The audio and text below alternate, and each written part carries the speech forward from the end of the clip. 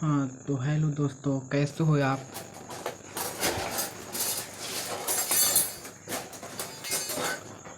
Hello तो दोस्तों, कैसे हो आप। मैं आपका स्वागत करता हूं अपने YouTube channel direction to success पर। तो मैं आज पढ़ाने जा रहा हूं क्लास 10th के फिजिक्स, जो बहुत ही इम्पोर्टेंट है एग्ज़ाम के दृष्टि से। ये क्वेश्चन 90% चांस है कि एग्ज़ाम 2027 में जो होने वाला है उसमें बोर्ड ने इस क्वेश्चन को पूछने के लिए बहुत चांस लगा रखा होगा। रुको थोड़ा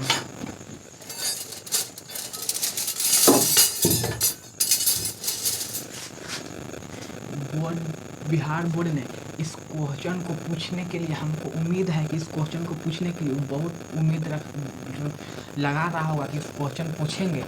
बच्चों इसमें फंसने वाले हैं क्योंकि इस क्वेश्चन को बच्चों को थोड़ा आहट नहीं लगता है, इसलिए हम आज इस क्वेश्चन को अपने YouTube channel direction to success पर कराने जा रहे हैं।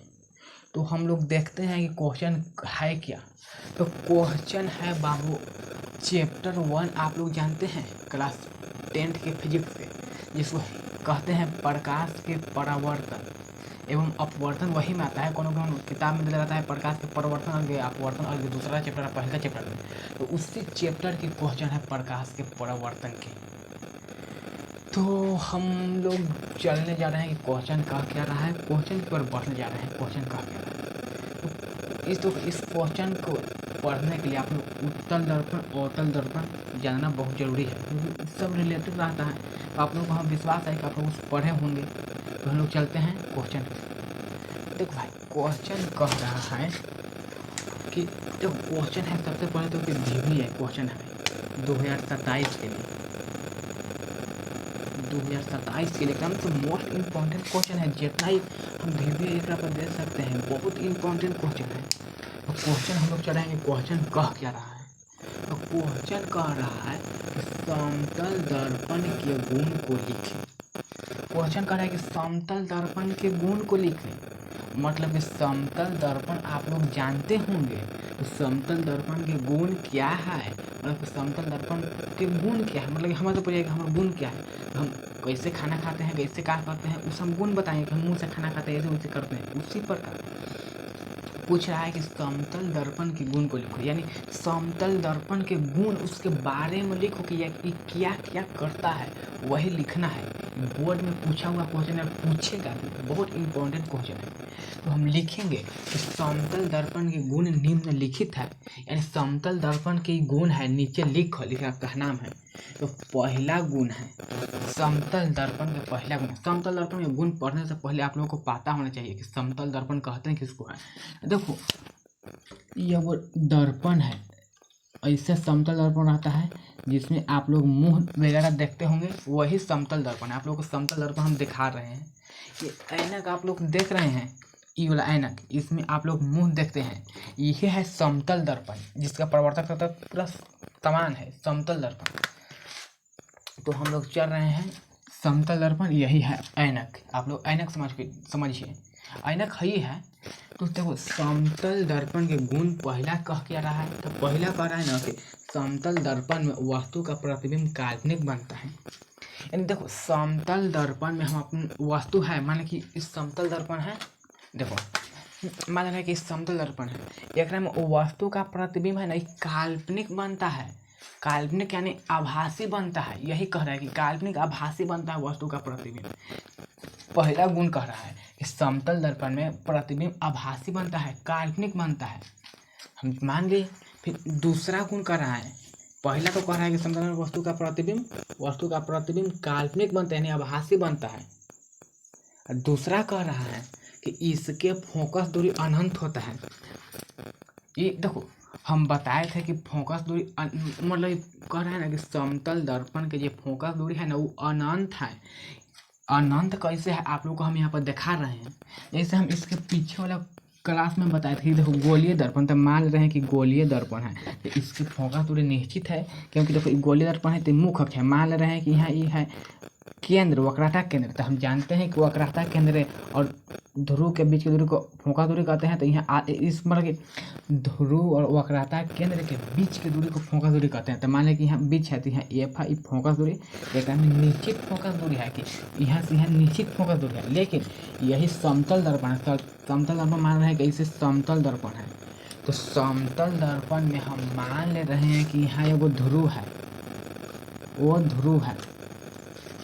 यहाँ से हम यहाँ पर केंद्र नहीं मान सकते हैं कि यहाँ से लेके यहाँ तक केंद्र है, क्योंकि हम समतल दर्पण के मतलब समतल दर्पण समान है, कितना हम 12 ले सकते हैं। इसके जब हम इतना 12 ले सकते हैं, तो मान लें कि यहाँ ध्रुव है, तो यहाँ केंद्र हम मान लेंगे। इसके बाद वाला में कोनो हम समतल दर्पण इतना 12 लेंगे, तो यहाँ ध्रुव है, यहाँ केंद्र मान लेंगे। तो केंद्र एवं फोकस दूरी के बीच के दूरी को देखो, केंद्र एवं वक्रता केंद्र के बीच की दूरी को फोकस दूरी कहते हैं। तो यहाँ फोकस हो जाएगा। तो हम निश्चित नहीं ले सकते हैं कि यहाँ ध्रुव है और यहाँ फोकस दूरी है। हम निश्चित नहीं कह सकते कि यहाँ ध्रुव यहाँ केंद्र है, क्योंकि इसको अनंत है, मतलब कि इसको हम कितनों 12 कर सकते हैं। इसलिए इसका फोकस दूरी है ना बाबू, जो अनंत होता है, कोई निश्चित नहीं है इसका फोकस दूरी कितना होगा। इसके फोकस दूरी अनंत होता है। तो यह कह रहा है कि इसके फोकस दूरी अनंत होता है, मतलब कि फोकस दूरी से कोई निश्चित नहीं है कि फोकस दूरी कितना होगा। मान लें कि यह है, अगर फोकस दूरी कहाँ तो लेगा, यहाँ लेगा, यहाँ लेगा, कहाँ तो लेगा। वक्रता क्या तुमको पता रहेगा, ध्रुव पता रहेगा तो ना उसके बीच में लेगा, लेकिन इसको कुछ पता नहीं है, इसलिए इसका फोकस दूरी अनंत होता है बाबू। इसके बाद है वस्तु दर, दूसरा हो गया। तीसरा कह रहे हैं बाबू कि इसमें प्रतिबिंब का आकार वस्तु के आकार के बराबर होता है। ये कह रहा है कि इसमें प्रतिबिंब का आकार, यानी समतल दर्पण में प्रतिबिंब का आकार वस्तु के आकार के बराबर होता है। इसका कहने का मतलब है कि देखो, वस्तु जितना 12 रहेगा ना, तो समतल दर्पण उसका प्रतिबिंब उतना ही 12 बनेगा, यानी समान बनेगा। हम मान रहे हैं कि समतल दर्पण, देखो समतल दर्पण है, इसमें वस्तु इतना वस्तु है, देखो इसमें वस्तु इतना 12 है, तो इसका प्रतिबिंब भी देखो इतना ही 12 बन रहा है, सेम बन रहा है, सेम बन रहा है। तो यही कह रहा है कि इसमें प्रतिबिंब का आकार, जो प्रतिबिंब बनता है ना, वो वस्तु के आकार के बराबर बनता है। देखो ये वस्तु है, प्रतिबिंब बना है, तो प्रतिबिंब का आकार है ना, वो वस्तु के आकार के बराबर बनेगा। जितना वस्तु बड़ा है उतना ही प्रतिबिंब बनेगा, यही कह रहा है। ये भी हम पढ़ लिए। फिर कह रहा है वस्तु दर्पण से जितना पीछे होगा उसका प्रतिबिंब उतना ही बनेगा, पीछे बनेगा। कह रहा है बाबू कि वस्तु है ना, उस दर्पण यानी समतल दर्पण से, तो मतलब कि वस्तु देखो इस समतल दर्पण है, देखो समझा दे रहे हैं, इस समतल दर्पण है, ये वस्तु है। तो कह रहा है कि वस्तु दर्पण से जितना दूर रखेंगे ना, उसका प्रतिबिंब उतना ही दूर बनेगा। आप लोग समझो कि दर्पण है, ये वस्तु है। तो जब वस्तु को हम दर्पण पे हम साफे वस्तु को हम दर्पण के सीधा रख रहे हैं, देखो यहाँ बस भीड़ी रख रहे हैं, इतना भीड़ी रखे तब प्रतिबिंब देखो भीड़ी बड़ा है, लग रहा है कि ऐनकों में लग रहा है ना कि यह है पूरा भीड़ी लग रहा है। और जैसे जैसे हम देखो वस्तु को दर्पण से दूर ले जा रहे हैं, तो देखो प्रतिबिंब भी अंदर अंदर दूर भाग रहा है। देखो इतना दूर रखे तो प्रतिबिंब पूरा दूर चल गया, और दूर कर रहे हैं, इतना दूर रखे प्रतिबिंब देखो उतना दूर गया। इसी प्रकार हम वस्तु को देखो दर्पण से जितना दूर रखते हैं उसका प्रतिबिंब उतना ही दूर बनेगा। अब इसे फिर देखो, ये वस्तु है, वस्तु के दर्पण के निकट रखे तो इसका प्रतिबिंब भी देखो निकट बन रहा है, यह बन रहा है। जब वस्तु को दर्पण से दूर रखे तो उसका प्रतिबिंब भी दूर भाग रहा है, देखो दूर रख रहे दूर जा रहा है। तो यही कह रहा है कि वस्तु को दर्पण से जितना पीछे होगा उसका प्रतिबिंब उतना ही पीछे होगा। ये हो गया।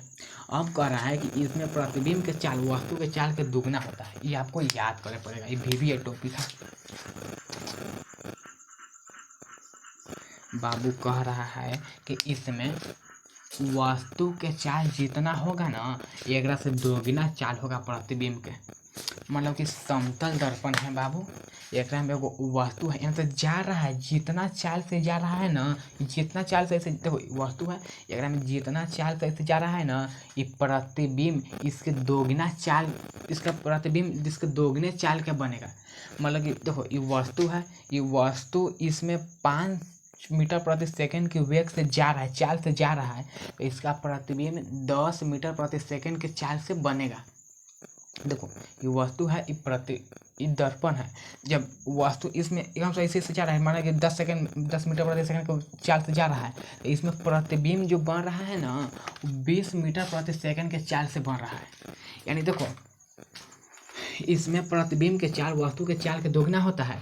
जब समतल दर्पण हम सामने रख देंगे, हम उन्हें से दौड़ते ऐसे जाएंगे, तो हम जितना मीटर प्रति सेकंड से दौड़ेंगे उतना दोगुना हमको प्रतिबिंब में ऐनकवा में लगेगा ना, कि हमको इसको दोगुना हम दौड़ रहे हैं। यानी प्रतिबिंब बनता है हमारे दोगुना, जितना से हम मतलब कि चल रहे हैं, जो वस्तु प्रतिबिंब में जितना मीटर प्रति सेकंड के वेग से जा रहा है उसके दोगुना से प्रतिबिंब बनता है। यह वो क्वेश्चन है, एक क्वेश्चन पूछा था कि समतल दर्पण में जब वस्तु 40 मीटर प्रति सेकंड के चाल से जा रहा है तो उसका प्रतिबिंब कितना मीटर प्रति सेकंड बनेगा। तो हम चार से मान जानते हैं कि जब किसी वस्तु समतल दर्पण में जितना चाल से जा रहा है ना उसका दोगुना प्रतिबिंब बनता है, तो बन जाएगा 80 मीटर प्रति सेकंड। जब 20 मीटर प्रति सेकंड के चाल से जा रहा है तो इसका प्रतिबिंब बनेगा 40, दोगुना 40 मीटर प्रति सेकंड। तो ये वाला भी हो गया। फिर कह रहा है कि प्रतिबिंब पार्श्व रूप से उल्टा बनता है। यानी समतल दर्पण में प्रतिबिंब पार्श्व रूप से उल्टा बनता है, पार्श्व रूप से। यानी एक का नाम है ना कि तो समतल दर्पण में प्रतिबिंब जो बनेगा ना वो पार्श्व रूप से उल्टा बनेगा। उल्टा इसको कहने का मतलब है कि समतल दर्पण में प्रतिबिंब पार्श्व रूप से उल्टा। यानी देखो समतल दर्पण में हम समतल दर्पण को ऐसे रख देंगे और एकरा में जब समतल दर्पण में हम बायां हाथ उठाएंगे ना इसे, तो समतल दर्पण में लगेगा कि दायां हाथ उठल है, और जब समतल दर्पण में हम दायां हाथ उठाएंगे तो लगेगा कि बायां हाथ उठल है। इसी प्रकार देखो जब दर्पण समतल दर्पण में देखना आप लोग को ई गाल में मतलब कि घाव हो रहा है तो उसमें लगेगा ना कि ई गाल में घाव हो रहा है, बायां में हो रहा है तो दायां में लगेगा, दायां में हो रहा है तो बायां में लगेगा। तो वही कह रहा है कि प्रतिबिंब पार्श्व रूप से उल्टा बनता है। यानी प्रतिबिंब है ना तो पार्श्व रूप से उल्टा बनता है, माने कि दायां वाला बायां में, बायां वाला दायां में, उल्टा बनता है। तो यही था बाबू प्रतिबिंब के समतल दर्पण में बने प्रतिबिंब, यही सब बनता है। समतल दर्पण के गुण यही था। आप लोग को इतना याद करना है। आई हमेशा 2 अंक में 5 अंक में पूछता है, 2 अंक में कभी पूछ दिया, कभी 5 अंक में पूछ दिया, तो हम लोग इसको एक बार खाली याद कर ले रहे हैं।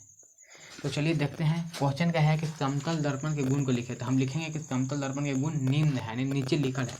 इसमें लिखेंगे कि देखो समतल दर्पण का प्रतिबिंब, समतल दर्पण में प्रतिबिंब हमेशा वस्तु के, देखो समतल दर्पण में प्रतिबिंब हमेशा काल्पनिक बनता है, सीधा नहीं काल्पनिक बनता है। तो आप लोग बोलिए समतल दर्पण में प्रतिबिंब हमेशा काल्पनिक बनता है। दूसरा, समतल दर्पण में इसके फोकस दूरी अनंत होती है। समतल दर्पण में फोकस दूरी तो कोई नीचे तो यहाँ अनंत होता है, तो आप लोग बोलो कि समतल दर्पण में फोकस दूरी अनंत होता है।